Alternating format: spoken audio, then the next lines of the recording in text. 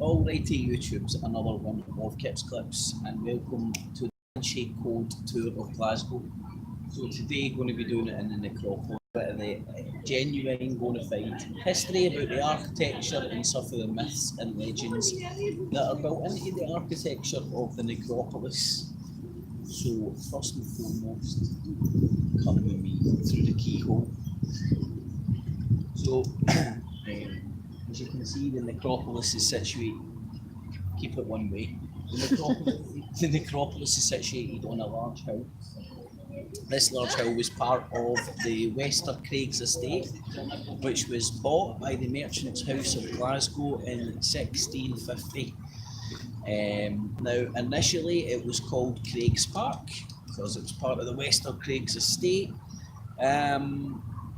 Then initially it was called Craig's Park, and they planted a lot of fir trees over it, so it was called Craig's Park, and then Fir Park when they established the fir trees on it. One will take a walk over the bridge.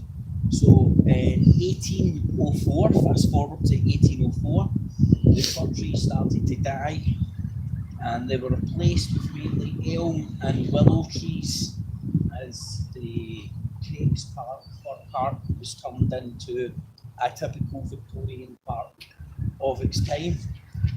Now, at the same time as the elm and willow trees were getting planted in the necropolis, over in France, you had the Père Lachaise getting established by Napoleon, and it was designed by a very famous French architect who was going to be a Freemason. So in 1804, you had the Père Lachaise in Paris getting designed and built, and you had the citizens of Glasgow looking over at Paris and seeing what they're doing and wondering whether we could actually create our own Père Lachaise graveyard over in Glasgow. So in 1825, the foundation stone for the John Knox statue was laid. Now, wait till we're on the bridge and I'll show you where the John Knox statue is.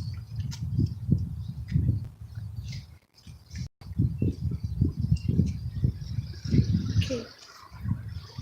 So, Can I pause this? what? Can I pause this? I can't hear you. What are you saying? Can I pause this? No, you can't pause it. Right, okay. Right, that is the John Knox statue. And if Nikki, see if you're whispering close to a microphone, you can pick up Oh, what right, you're saying. okay. Anyway, so there's the John Knox statue. So that was, it was the 22nd of September 1825. Over 300 subscribers met in the Trades Hall, also known as the Grand Lodge, and marched in procession to lay the foundation stone in a Masonic ceremony. Now, it was 2 years later, in 1828, that a feasibility study was done and agreed and completed. So it was the Merchants' House asked architect David Hamilton, Stuart Murray, who was the creator of the Botanic Gardens, and James Cleland, who was superintendent of public works, to do the feasibility study, and that was completed in 1829. Now, as I said, in 1804, the Père Lachaise was established over in Paris. That required a change in the law to allow burial for profit away and outside the control of the church, which required a change in the law. And over in France, the same requirement for a change of law was required over here in the UK. So the feasibility study was completed in 1828. There was a competition held in 1831. There was 16 plans submitted. The winner of first prize was David Bryce. The winner of the second prize was John Bryce, two brothers coincidentally. And the third winner was the landscape gardener George Millen. Now, over the years, there's been over 50,000 burials in the necropolis with over 3,500 monuments. And the first burial was in 1832. That was in the Jewish section, which is a wee section just right down the corner there. If you carry down the first bottom terrace, and the first, well, when the Jewish section was done in 1832, the necropolis was open for Christian burials in 1833. Now, we're going over the Bridge of Sighs here. There's a few famous Bridge of Sighs in the world, the most famous being in Venice, and another famous one being over in Cambridge as well. Now, if you look ahead of you, what you'll notice here is what appears to be an entrance into the side of the hill. This was originally planned to be a subterranean entrance with underground catacombs. When the necropolis was first getting designed, there was still a problem with body snatching, so on and so forth. So a lot of the wealthier people liked their bodies to be entombed in underground catacombs, keeping them safe and whatnot. Now, the plan for this to be the entrance into the necropolis was scrapped for a couple of reasons. The Autonomy Act. The Autonomy Act was passed in 1832, which alleviated a lot of the threat of body snatchers, and from an engineering perspective, it was very hard to keep that being that being the entrance and creating a tunnel up onto the top of the hill in the necropolis. So Alexander Greek Thompson, John Bryce and David Hamilton all designed the architecture. The Bridge of Sighs, which we just passed over there, the foundation stone was laid in October 1933, just after the opening of the necropolis itself. The bridge wasn't complete until 1936. That was designed by James Hamilton, the bridge, and it's got a 60-foot main arch. And the gates that we went through prior to the bridge, they were finished in 1838 and were paid for and donated. They were paid for by David and James Hamilton, architects that were involved in other areas of the necropolis.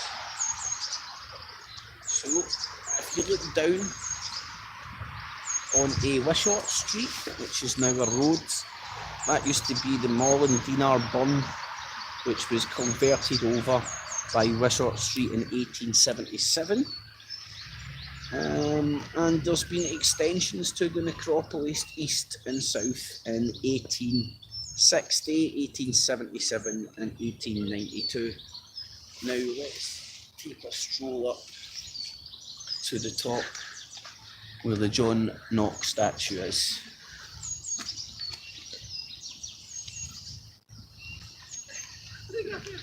And so I can find where I am in my notes.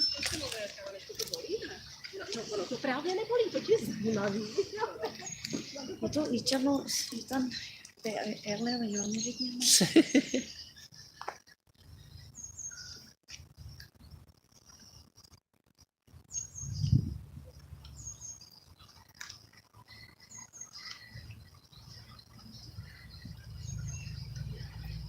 Let's see.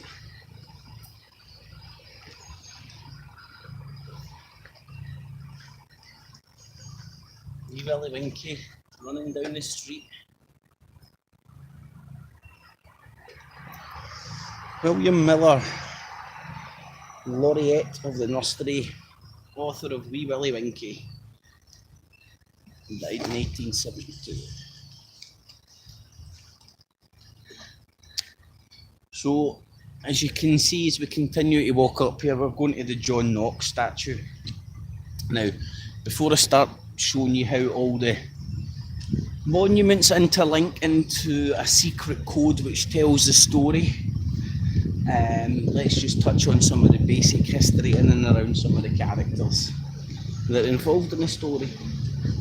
So, John Knox, he's known for typically being Scotland's main leader of the Reformation, the founder in Reformation. He was one of the main leaders of the Scottish Reformation and founder of the Presbyterian Church in Scotland. He was influenced by the early reformer George Wishart. Again, you can see this story getting told in the architecture and the street plans, with Mall and Dinar Burn getting culverted over, which is now Wishart Street, which is named after George Wishart, which again was involved in some of the very early Reformation movements. John Knox was such a pain in the bum to the Catholic Church at the time that he was took prisoner by France, who was loyal to the Catholic Church, and he was made a galley slave for a year in 1947. After he'd served his year as a galley slave, he was exiled to England from 1949 to 1954. He rose to King Edward VI of England's royal chaplain. He was forced to leave England when Mary Tudor ascended to the throne, re-establishing Roman Catholicism in England. When he was no longer welcome in England, he moved to Geneva, Switzerland, obviously, and that's where he met John Calvin, and he gained more knowledge and extended his knowledge of Reformed theology. He moved to Frankfurt from Geneva to head the English Refugee Church, which was his last association with the Church of England.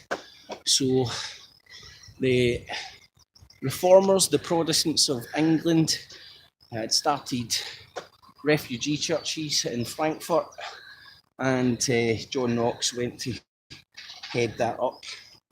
Now, after he left Frankfurt, he returned to Scotland.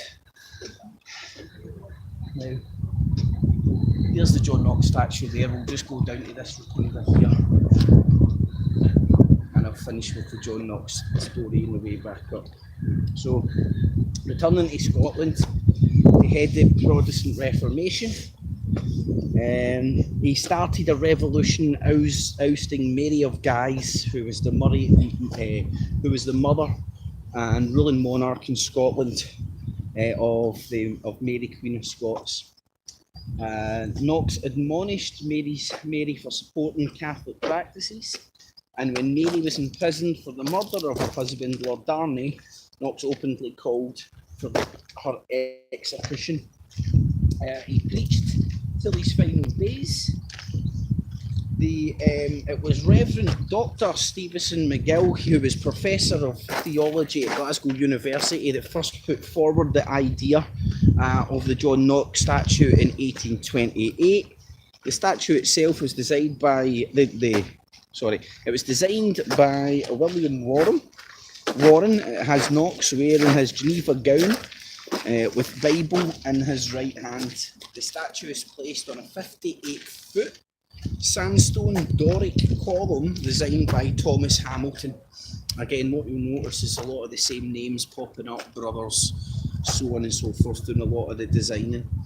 Robert Forrest carved the statue, and it was the first statue of John Knox in the whole of Scotland. Now, a funny story about the John Knox statue. I was once in Glasgow Cathedral, and one of the ministers in there told me that Merlin had more right to be standing up there on that column looking out over Glasgow than John Knox did. John Knox wasn't in Glasgow at all, if any, spent little to no time in Glasgow at all.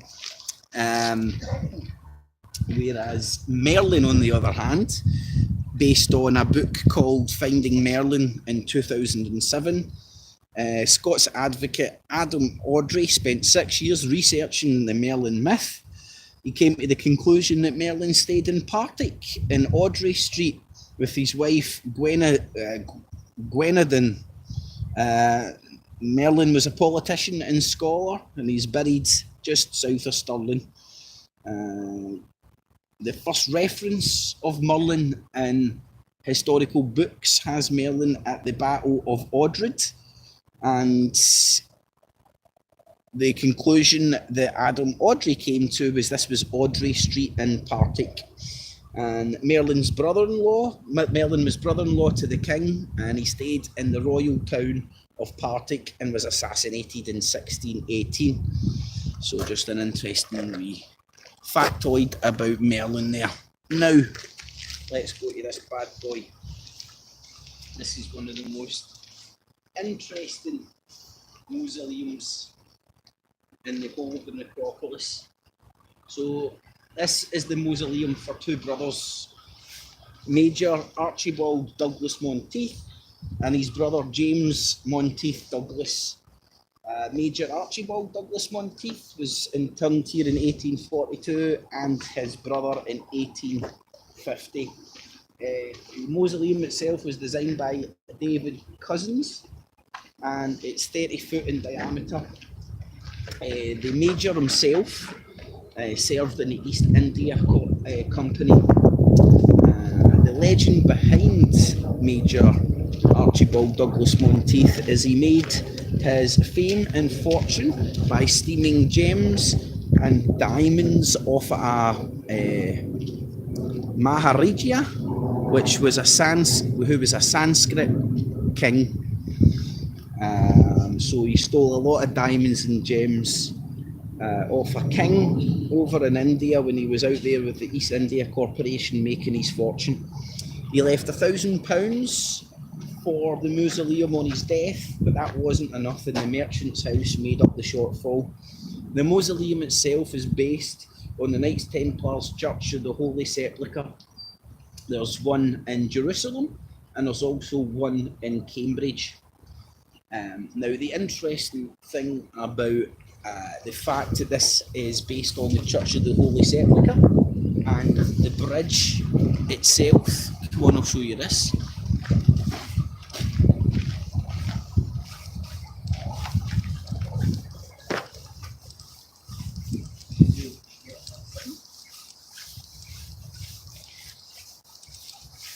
Now if you go into Google Earth and look at your own architecture and stuff, what you'll find is down in Cambridge, you get the Bridge of Sighs. Don't know where that's shown.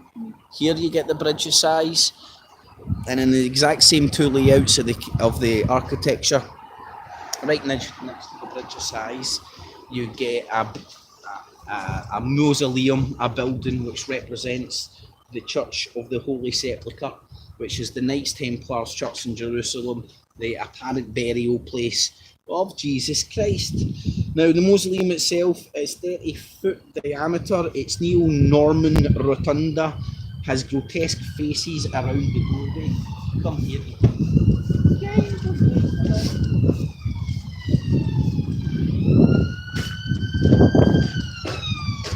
At one point, all around the doorway, round there was wee individual grotesque faces.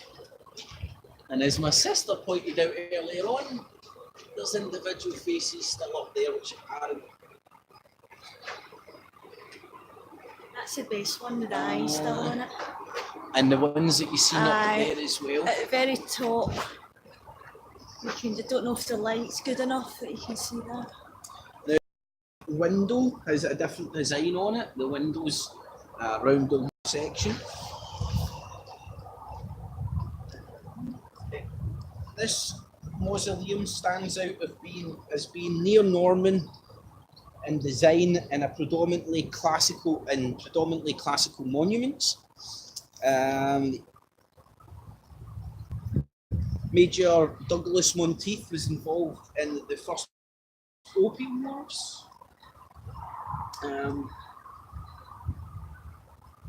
The Douglas family has a long history way back to Sir William de Douglas, who had 2 sons in the Battle of Largs against the Knox in 1263. William Douglas, who lived from 1370 to 1391, married into the Stuart family. The Stuart family was married into the Bruce lineage. As you can see on the mausoleum, there's no inscriptions at all. On the top of it, on top of the lower rotunda, and I'll walk back up here and we can start going towards the John Knox monument. You'll see a lantern with 8 sides, 3 slits on each side. And again, that pays homage to the octagonal geometry is commonly found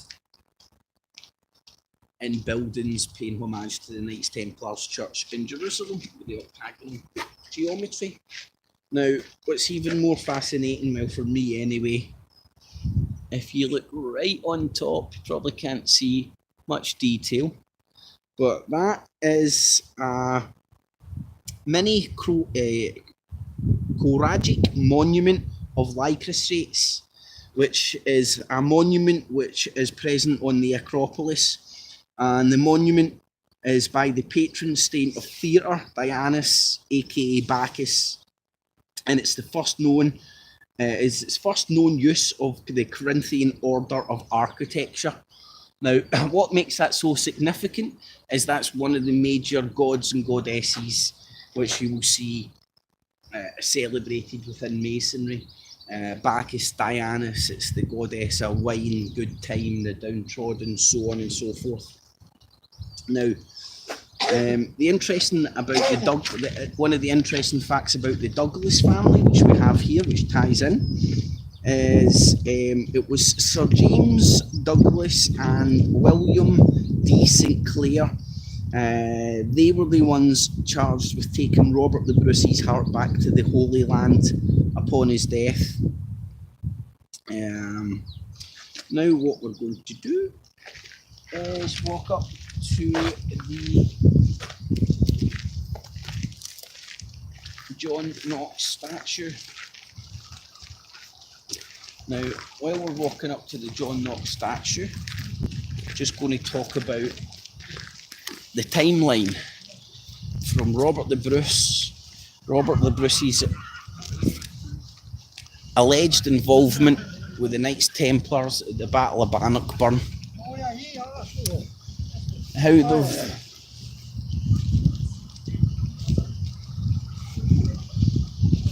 he calls him an arsehole, is it?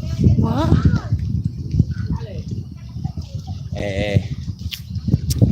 Anyway, so what I'm going to do now is talk about the timeline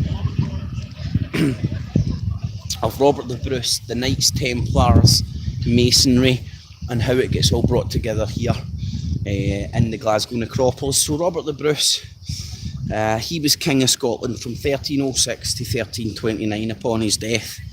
It was the 10th of February 1306 that he stabbed John Comyn in Greyfriars Abbey in Dumfries. Stabbed him in the back, and that was his rival for the crown at the time. Now, he stabbed him in the back, but it took one of Robert's knights to go back. Robert de Kirkpatrick went back and finished him off. Now, 6 weeks later, after Robert the Bruce had stabbed John Comyn at Greyfriars Abbey in Dumfries, he was crowned king at Scone by the bishops of Scotland. Now, at the same time, now this is where you need to pay attention to the timeline. It was in 1306 that Robert the Bruce stabbed John Comyn in the back. This got him discommunicated from Rome. He'd been kicked out of Christendom. It was in 1307, it was on October, Friday the 13th, 1307, just a year over a year after Robert the Bruce was discommunicated from Rome, that Rome and the French king at the time burnt the Knights Templars at the stake. So right there is boom-proof evidence of Robert the Bruce and the Knights Templar sharing the same enemy, and that enemy being the authority of Rome and the kings and queens of Christendom that was under the authority of Rome at the time. So you had Robert the Bruce and the Knights Templar having the same enemy. Now, the legend would have it, a lot of the legend would have it that a lot of the Knights Templars actually escaped to Scotland. So, in 2009, the Scotsman newspaper published a report by Robert Ferguson, who was a US lawyer who done a statistic analysis, and what he found was there were at least, let me get this right here, there was at least between 29 to 49 knights that escaped, Knights Templars, knights and sergeants that escaped and came to Scotland. And this was after Friday the 13th, October Friday the 13th, when they were burnt at the stake. Now, you had the Battle of Bannockburn. I need to sort this all out. You had the Battle of Bannockburn in 1314. Now, at the Battle of Bannockburn, you had at least between 15 and 20,000 English against 5,000 to 6,500 Scots. Now, the Scots were obviously triumphant. Now, a lot of people go back and look at the tactics that were used in the Battle of Bannockburn by Robert the Bruce and see and theorise that the reason the Scots overcame the numerical advantage of the English was because we were using the tactical and military knowledge of the Knights Templars and their tactical knowledge. So, let me just get that. Now, the Knights Templar, after 1307 and they were burnt at the stake, they didn't re-emerge as open movements in the Western. They didn't re-emerge. The Knights Templars only re-emerged in the late 18th century as a pan-global movement. And a lot of Knights Templar degrees are named in a lot of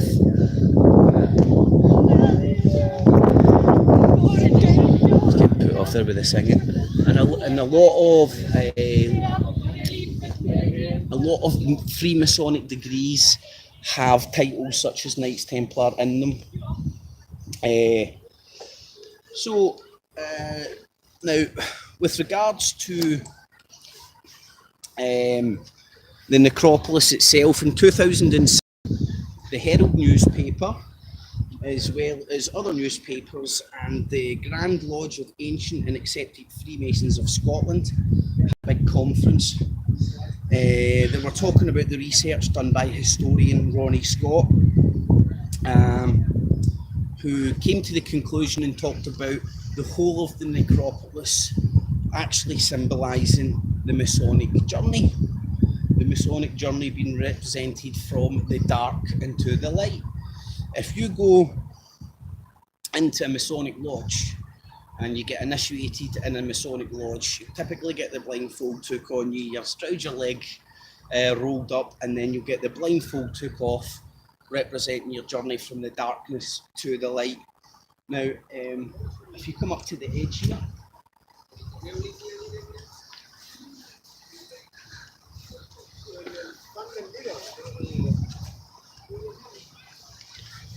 now the bridge of size all the way into the necropolis up to the apex of the necropolis represents the journey from west to east. West representing the dark, east representing the light. For obvious reasons, the sun sets in the west and rises in the east. Now, if you go into a Masonic lodge, they'll use these same principles in the layout of the Masonic lodge, where I believe it's the Grand Master's chair always is in the east. And you sort of see these same principles in the layout of religious buildings such as churches, so on and so forth.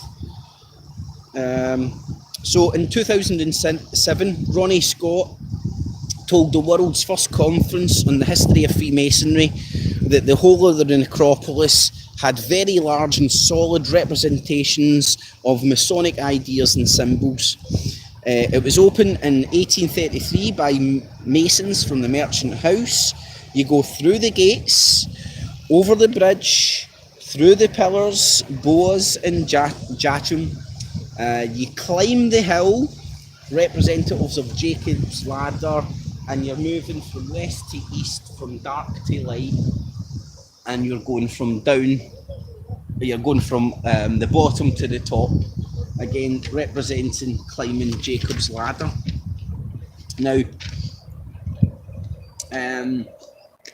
the conference in 2007 had more than 230 professionals from the EU, America, Asia, and all over the world who gathered in Edinburgh to discuss the Masonic symbolism in the necropolis.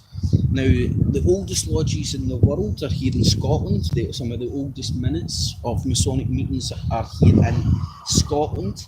There's a bit of an argument between an Edinburgh Lodge and Mother Lodge, Kilwinning Lodge. Kilwinning is lodge number 0 and Edinburgh Lodge is number 1. And they both have minutes and documents dating back to 1598. Now, famous Freemasons that came out of Scotland include Robert Burns, the Poet Laureate, Jock Stein. Funnily enough, if you go and look at the football stadium over there, that's the football team that Jock. Well, where is the football stadium? It's somewhere along there is Celtic Park, and that's the football team that Jock Stein, who managed. Celtic fans won't like me saying that, but it was. And Sir Walter Scott was another famous Scottish Freemason. Now, among other Freemasons, there's been very many kings over the time as well. So, for example, George VI was a Grand Master. William the IV was a Grand Master. Edward the VII was a Grand Master, and King Edward the VIII was a Grand Master, to name just a few.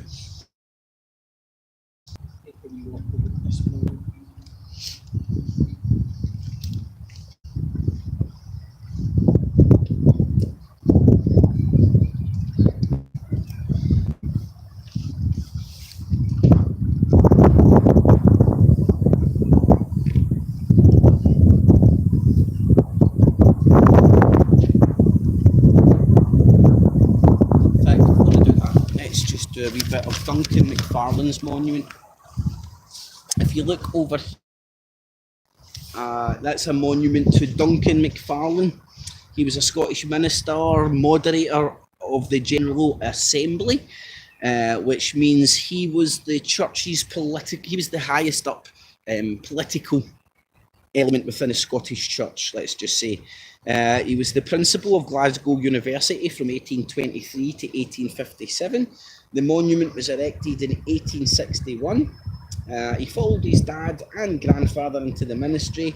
He went to Glasgow University, where he had degrees in philosophy, literature, and then went on to do a divinity, a degree in, as I said, he was a doctor of divinity at Glasgow University. He was a principal and vice chairman. He was a principal and vice chancellor of Glasgow University in 1823.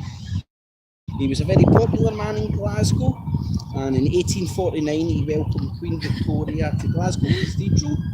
And if you go down onto George Square, you'll see a statue of Queen Victoria, and there's a bas relief on that which he presented to Queen Victoria on her visit. He died in 1857, and he was known as the Father of the Church, and he was the Lord Provost as well for a period. And the monument was erected by public subscription. So, and as you can see, the statue itself is very pyramidal in structure, and some would say, trying to understand the symbolism, would say it very much represents or looks very symbolic of the Royal Arch degree of Freemasonry. And again, go and have just go and research that yourself, the Royal Arch degree of Freemasonry. Now, what else have we got to go over? Now, let's go over here and I can show you this. I don't know if we'll be able to see it from here, hopefully.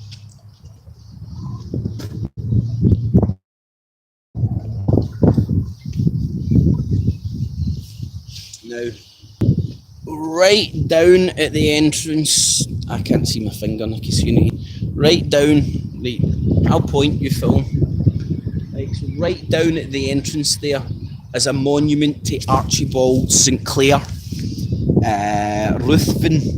Now, Archibald Sinclair Ruthven lived between 1813 and 1865. He was the son of a printer, and he lived his early life in Edinburgh, which is very important because he was a member of the Sinclair family, the same Sinclair family that was entrusted with taking Robert the Bruce's heart to the Holy Land after his death, the same Sinclair family that own Roslin Chapel, the same Sinclair family that's the Grand Masters of the Knights Templar. Archibald Sinclair is buried just down there. Now, in 1832, he moved from Scotland to the US. He was a merchant in New York, where he met his wife, and moved to Houston, Texas. In 1840, he opened an English importing house. 1 year later, he was initiated into the state's first lodge, Holland No. 1 Lodge. And this was in the Republic of Texas, when Texas was a republic. In 1842, he became the senior warden. He was the Grand Lodge of Texas Grand Master from 1846 to 1847. He was the Grand Secretary from 1848 to 1861. He compiled the 2 volumes of the Proceedings of the Grand Lodges of Texas from 1837 to 1857, a chronicle of early history of Freemasonry in Texas. He was an active Knights Templar of the Indivisible Friends Commandery No. 1 of New Orleans. And again, this is when you get the re-emergence of Knights Templar organisations. So these were the first resurfacing of organisations that would openly call themselves and operate under the label of Knights Templar. Before that, they'd been burned at the stake. They'd helped Robert the Bruce at the Battle of Bannockburn. They had to go undercover, and this was them now having the freedom and confidence to re-emerge and operate in the open. And again, this was a member of the Sinclair family, who is one of the Knights Grand Masters of the Knights Templars that looked after the Roslin Chapel. So he was also an active mentor, member of the Ruthven Commandery No. 2 in Houston, which was named after himself. So a very active member within Masonry and the emerging Knights Templars movements. In 1844, Ruthven protested annexation of the Republic of Texas. In 1855, he moved 550 miles south to become a cotton merchant using steamboats to New York. He ran blockades during the 1961 Civil War and was imprisoned for a time. Towards the end of the war, came to Scotland, falling ill. He died in 1865 in Broomhill Cottage in Pollokshields, and he was buried on July 27th in the Lota section in 1865. His wife went back, dying 2 years later, being buried in a Masonic cemetery over in Texas. And it was in 1969, June the 25th, that the past Grand Master, Reverend R. Bruce Brennan of Texas Freemasons, put the current placard, which is down at the front of the necropolis, to commemorate him. So there you have the link between Glasgow Necropolis, the Knights Templar, Robert the Burns, and the Rosslyn Chapel as well, all rolled in right here in the Glasgow Necropolis. So let's have a few more interesting things about the Sinclair family. So Rosslyn Chapel has been in the ownership of the Sinclair family since its foundation in 1446. Clan Sinclair family ties to William the Conqueror and participated in pre-Columbus trips to the New World. And the Sinclair family were liege lords to Robert the Bruce. So if you look into your Da Vinci Code stuff, if you go to Rosslyn Chapel, they've got pictures of corn and Vera, hundreds of years before Columbus was meant to have discovered the New World. So the Sinclair family, they're Grand Masters of the Knights Templar and Guardians of Rosslyn Chapel. The clan's lineage goes back to Norse raiders of Normandy, Duke of Normandy, then called the Sinclairs. Sinclairs fought with William the Conqueror in 1066 in the Battle of Hastings. King David the First granted them land in Scotland after the Battle of Hastings, and they are the barony of Rosslyn and Pentland. They're the Sheriff of Edinburgh, and they are the guardian of the heir to the throne and governor of Edinburgh Castle. They have large amount of castles and strongholds all over Scotland, situated in geometrical shapes. And William D. Sinclair and Sir James Douglas, Douglas was the family member down the mausoleum there. Sinclair is the family member of the Knights Templar, and these were the knights that were entrusted for the rob to they were entrusted with them. And I'll just go over some other interesting facts about Knights Templars and the Knights Templars links to Scotland. So Knights Templars themselves, they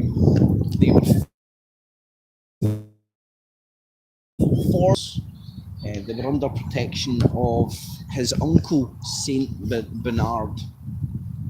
They excavated under the Temple of Solomon, and this is where apparently they found all the treasures and stuff. In the 19th century, the Palestinian Exploration Fund re-excavated the tunnels and found Templar items. Depains returned to France in 1127,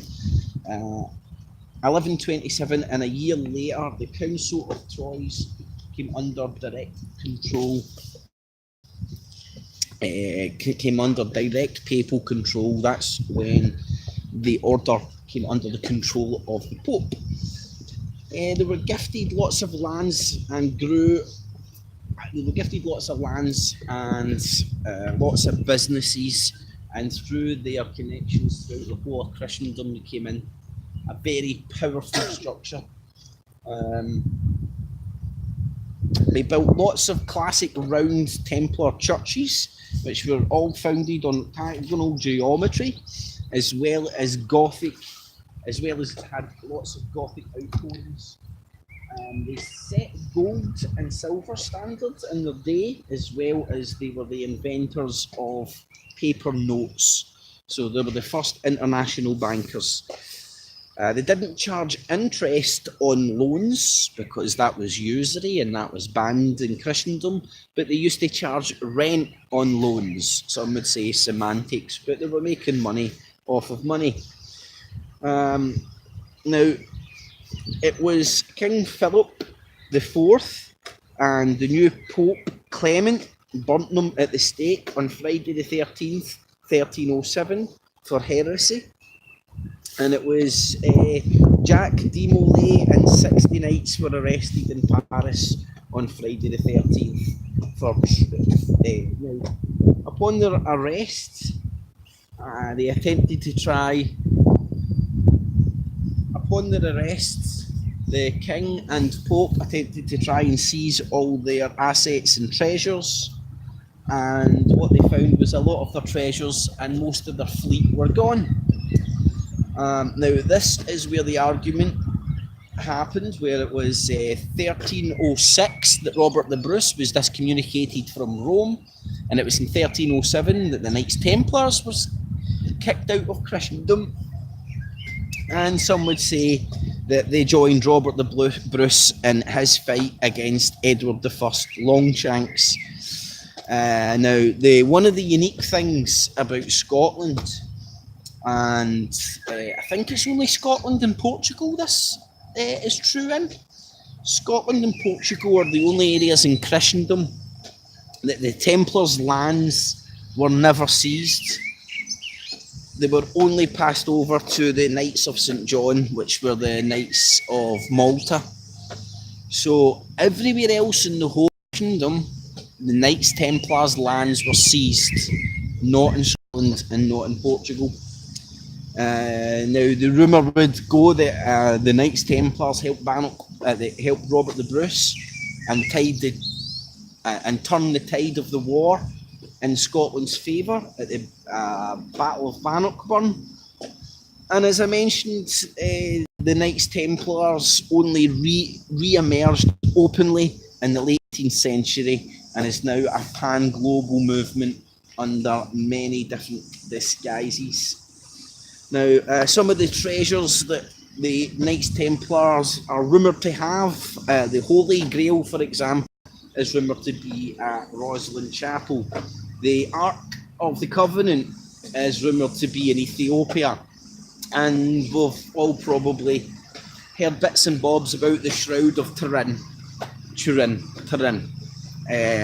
which was in the Vatican's secret archives. In the Vatican's secret archives in 2009. Now, the Templars first came to Scotland and were known to have contact in Scotland in 1128.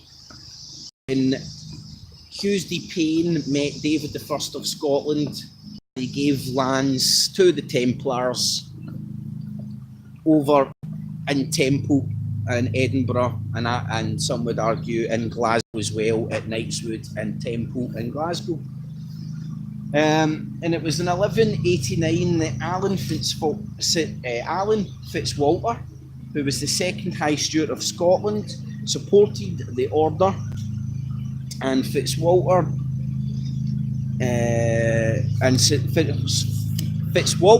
was a commander in the Third Crusades.